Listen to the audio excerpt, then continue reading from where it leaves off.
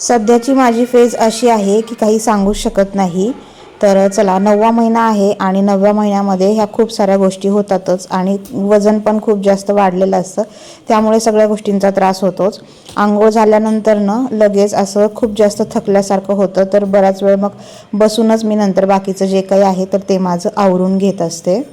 आज सकाळी थोडंसं गोड खायची क्रेविंग झाली, तर त्यामुळे मग काय बनवायचं, बाहेरचं काहीही खाण्यापेक्षा शक्यतो आता घरचंच मी प्रेफर करते।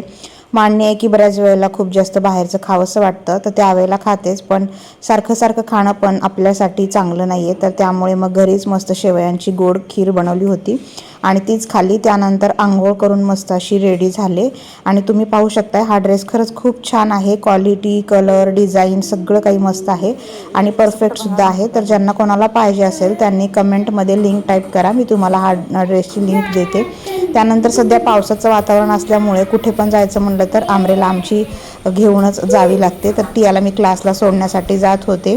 क्लासला सोडून आल्यानंतर मग थोडंसं काहीतरी तिला पण भूक लागली, तर त्यामुळे आल्यानंतर मग थोडेसे पोहे बनवले आणि तिला पोहे खायला दिले। तर अशा प्रकारे आमचा आता सध्या दिवस जातोय। भेटूया पुढच्या व्हिडिओमध्ये, चलो बाय।